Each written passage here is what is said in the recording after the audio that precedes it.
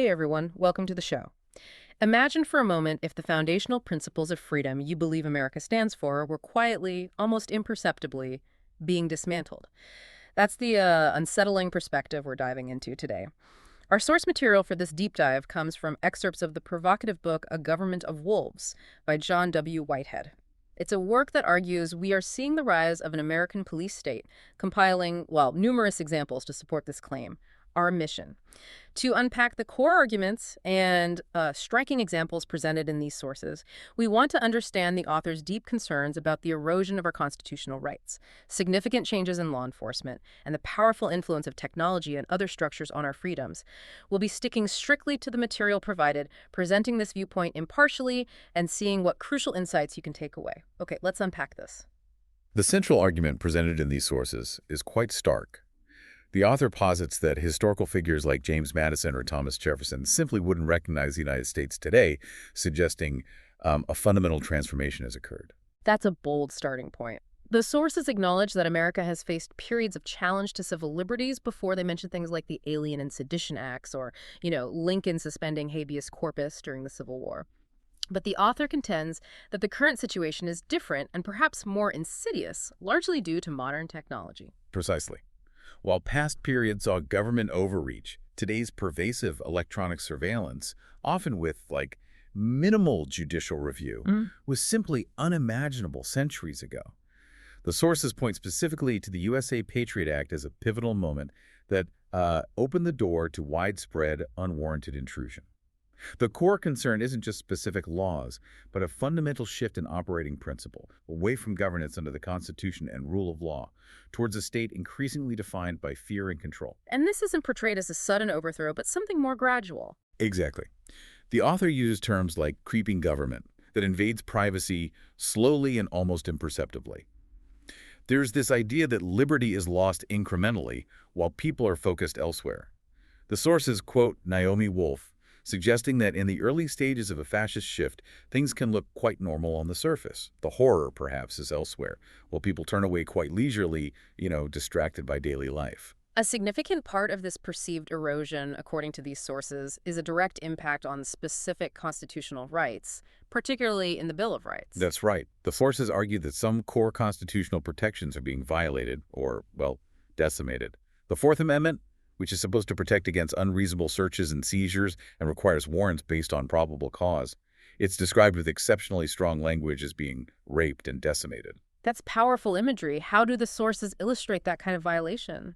They highlight the Patriot Act, allowing unwarranted electronic intrusions into records like phone calls, emails, and medical information.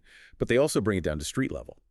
The increase in stop and frisk in major cities is presented as a sign of a police state where everyone is a suspect. You see examples like Joseph Midgley describing being stopped multiple times just standing in public. And the sources give some incredibly invasive examples related to searches. Yes, there are deeply troubling examples of roadside and cavity searches during routine traffic stops cited in the sources like the Angel and Ashley Dobbs case over a cigarette butt or Layla Tarantino's experience. These are presented as instances where basic dignity and the principle of a search requiring probable cause seem to be, ignored. What about the courts? Do they uphold these rights, according to the author? The sources are critical of several Supreme Court rulings. For instance, the Kentucky v. King ruling is cited as significantly weakening Fourth Amendment protections by allowing police more latitude to enter a home without a warrant if they suspect evidence is being destroyed, even if it's the wrong apartment. Wow. The Florence v. Burlington case is also mentioned for prioritizing jail convenience over the right to be free from strip searches for minor offenses. The author argues these rulings, among others, erode the legal safeguards meant to protect citizens. And technology seems to amplify these concerns. Absolutely. The sources discuss technologies enabling what they call virtual strip searches, like mobile scanners that can see through clothing or even walls from outside a home.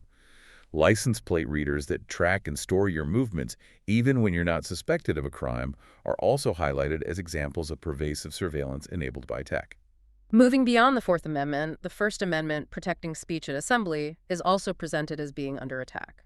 The argument here is that the definition of terrorism in the Patriot Act has been expanded so broadly that it could potentially label anyone engaging in nonviolent political activities like protest or civil disobedience as a suspect. The forces point to monitoring religious and political groups without suspicion, and even prosecuting librarians for disclosing government subpoenas for information. Creating a chilling effect. Exactly, a chilling effect on free expression. And physical protest seems to be specifically targeted. Yes, laws like the Federal Restricted Buildings and Grounds Improvement Act are cited for creating bubble zones around officials or events, making protests in those areas a federal crime. The sources mention the controversial free speech zones at the 2004 DNC as a stark visual example, calling them an affront to the idea of free expression. The overall picture painted here seems to be that a range of basic rights are under threat, not just privacy. Correct. While the Fourth and First Amendments get detailed focus, the sources briefly claim the Patriot Act violates several others, including concerns about indefinite detention without trial under laws like the NDAA, even for citizens on U.S. territory. The idea is that these laws bypass fundamental guarantees like due process and the right to a jury trial, raising questions about how core liberties are being disregarded. So beyond these specific rights, the sources describe the growth of a larger system, what they label the police surveillance state apparatus. A key part of this argument is the subtle transformation of law enforcement itself. The sources highlight the militarization of the police. How is that manifesting, according to the sources? They discuss the transfer of military-grade equipment to local police departments, citing examples like a small police force in Oxford, Alabama, acquiring millions in military gear, or statistics suggesting thousands of local forces are equipped with armored vehicles and sophisticated weaponry. This changes the nature of policing from civilian peacekeepers to something more akin to, well, armed militias. And this seems directly linked to the increased use of SWAT teams. Absolutely. SWAT teams, initially intended for rare, high-risk situations, are now described as being routinely used for far less serious matters. The sources cite figures suggesting a vast majority of SWAT callouts are for routine warrant service, even for misdemeanors, not just dangerous standoffs. Testimony from individuals impacted by errant SWAT raids, like Maryland Mayor Chai Calvo, and tragic examples of deaths of innocent people, including children and the elderly, during botched raids are presented to illustrate the human cost of this shift. The rapid increase in no-knock raids seems particularly concerning in this context. The sources argue the dramatic rise in no-knock warrants, where police enter homes without announcement, often for drug raids, makes the warrant requirement almost meaningless. They present statistics showing a huge increase in these raids over recent decades, fundamentally altering the interaction between law enforcement and citizens in their own homes. It's not just local police. The sources extend this militarization concept to federal agencies, too. Yes, they point out that numerous federal agencies with no traditional military function now have their own paramilitary units, employing tens of thousands of armed personnel. They also mention military training exercises taking place in urban areas, suggesting a blurring of lines and a conditioning of the public to the presence of armed forces domestically. And the technology we mentioned earlier ties directly into this larger apparatus. Precisely. The sources describe the potential for an electronic concentration camp, enabled by technology that achieves control through subtle, pervasive means rather than overt force. They draw parallels to science fiction, arguing that much of what was imagined is now becoming reality in how people are tracked and monitored. Like predictive policing or ubiquitous tracking. They mention technologies that could identify individuals based on facial recognition or gait analysis, massive databases like the FBI's next-generation identification system, and the potential for predictive analysis based on behavioral cues. Tracking through devices like mobile phones, using stingray devices, or even just telecom data being sold to the government are cited as concrete examples of how movements and associations are monitored. And the rise of drones domestically. Drones, originally military tools, are increasingly being used by domestic police and intelligence agencies for surveillance. The sources raise concerns about the potential for advanced spying capabilities, even seeing through walls, and the risks they introduce, arguing they are becoming a routine part of law enforcement operations. The expansion of TSA-style security beyond airports is also highlighted? Yes, the sources discuss VIPR teams, essentially roving security units, conducting screenings in public spaces like train stations and malls, often without warrants. They argue this normalizes intrusive searches and contributes to citizens being treated with suspicion, citing the controversial TSA motto, "Dominate, Intimidate, Control," as indicative of a shift in mindset. And all this data seems to be flowing somewhere. That's where fusion centers come in. The sources describe them as state-level hubs designed to aggregate information from various sources, creating profiles of citizens.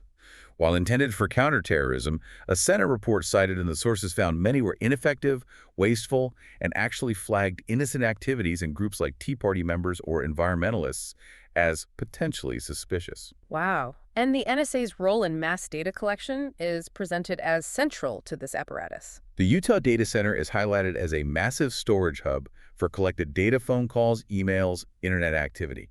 The sources discuss widespread warrantless wiretapping, arguing that the sheer scale of collection means everybody's a target. They use Alexander Solzhenitsyn's quote about threads radiating from every person to illustrate how comprehensive this surveillance is, potentially making privacy impossible. Beyond government agencies and technology, the sources argue that corporate power is deeply fused with this emerging state. The author suggests we are moving towards a corporate state, where government and corporate elites are deeply intertwined, influencing law and policy. Groups like ALE, the American Legislative Exchange Council, are presented as conduits for corporations to write model legislation that is then introduced and passed by state legislatures. So corporations are essentially writing laws. That's the argument made in the sources, yeah. Citing examples where model legislation heavily favors corporate interests, sometimes even privatizing government functions.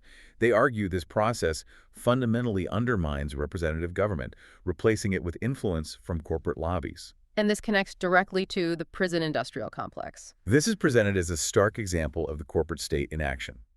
The sources argue that the penal system has shifted from solely punishing dangerous criminals to a profit-driven model, a multi-billion-dollar industry for private prison companies.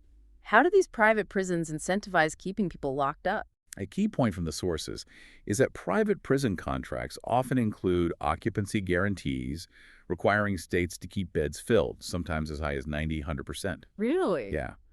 This creates a financial incentive for states to maintain high incarceration rates and even oppose things like decriminalization efforts that could reduce the prison population. And the impact on individuals seems profound. The sources highlight the disproportionate impact on minorities and immigrants. They also cite the chilling Kids for Cash scandal in Luzerne County, where judges received kickbacks for sending juveniles to private detention centers for minor offenses, ruining young lives for profit. The author labels this dynamic as evil. The sources draw a rather provocative historical parallel here. They reference Richard Rubinstein's work on the Holocaust, noting how corporate entities were involved in administering Nazi death camps as profit-making ventures. This historical parallel is used as a stark warning, suggesting that ignoring the socioeconomic factors that facilitated past atrocities means we cannot assume such dynamics couldn't manifest again, especially when combined with modern surveillance technology and the profit motive.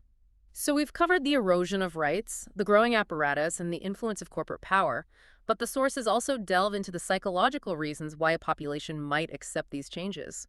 A significant point is the role of fear and propaganda. The sources quote figures like Hermann Goering, arguing that it's easy to control people by making them afraid, and labeling anyone who questions authority as the enemy. Fear of crime, terrorism, or even neighbors is presented as a tool to justify increased security and control. And what other psychological factors are at play, according to the author? Learned obedience is a big one, referencing studies like the Milgram experiments or the Stanford Prison experiment to show how ordinary people can comply with authority, even in ways they might find questionable.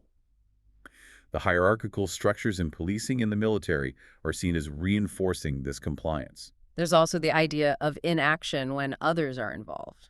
Yes, the bystander effect is mentioned, where individuals are less likely to act when others are present, assuming someone else will take responsibility. This is linked to group conformity, the natural human desire to fit in and do what the group does. The sources also argue that this conditioning starts young. Schools are described as environments that instill compliance through strict rules, zero-tolerance policies, surveillance, and police presence, contributing to a culture where obedience is ingrained from an early age. And what about distraction? The sources suggest that modern society, with its constant entertainment, materialism, and even reliance on things like prescription drugs, can serve as a major distraction, preventing people from noticing or engaging with these deeper systemic changes. The idea of smiling at Big Brother while being entertained is used to describe a scenario where a Huxleyan, controlled by pleasure, and Orwellian, controlled by terror, reality might be converging. Laws perceived as overly intrusive or controlling, sometimes called nanny state laws, are also seen as contributing to a mindset of passive compliance. There's a powerful quote from Howard Zinn cited here. Civil disobedience is not our problem. Our problem is civil obedience. That quote really encapsulates the author's concern about the public's general passivity. The sources use anecdotes like Alexander Solzhenitsyn's story about Russians hiding when their neighbors were arrested to illustrate how individual inaction, born out of fear or compliance, can enable authoritarianism. Thomas Jefferson's observation that people are often more disposed to suffer while evils are sufferable is also brought in to underline this point. So after painting this challenging picture, the sources do shift to offer ideas on how we the people can respond. What's the author's suggested path forward? The focus turns to resistance and activism, emphasizing that an active, informed citizenry is presented as the ultimate safeguard against an authoritarian government. Education is highlighted as the crucial first step. Education about what specifically? Knowing your rights. The sources stress the importance of understanding the Bill of Rights, things like freedom of speech, protection against unreasonable searches, the right to due process, and the idea that other rights, not listed, are still retained by the people. The Ninth Amendment point. The argument is that ignorance of these rights makes you vulnerable. Nonviolent resistance and civil disobedience are presented as key tools. Yes, drawing inspiration from figures like Gandhi and Martin Luther King Jr., as well as historical events like the Boston Tea Party. The sources suggest that nonviolent methods of protest and civil disobedience are essential for citizens to challenge government overreach and demand the restoration of constitutional principles. And the author offers some practical tips for how an individual can be a revolutionary, emphasizing nonviolence. The suggestions include getting educated, truly knowing your rights and history, getting involved in your community and at the local level, getting organized with others to plan strategy, being creative in methods of dissent, using media to educate and attract attention, starting brush fires for freedom by engaging others in discussion, taking action and showing up, having a forward-looking vision for lasting change, developing fortitude and resolve, being selfless for the greater good.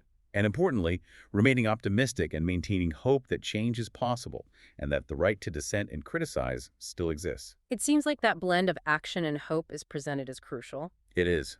The sources end this section reinforcing Martin Luther King Jr.'s point that freedom isn't something oppressors give up voluntarily, it must be demanded.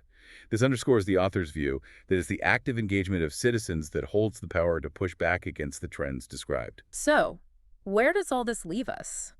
Our deep dive into these sources from A Government of Wolves paints a rather unsettling picture of significant changes underway, highlighting profound concerns about our privacy, our rights, and the balance of power in society. We've unpacked arguments and examples related to the erosion of foundational liberties, the growth of a militarized surveillance apparatus enabled by technology, the influence of corporate power through mechanisms like private prisons, and even the psychological factors that might contribute to public compliance.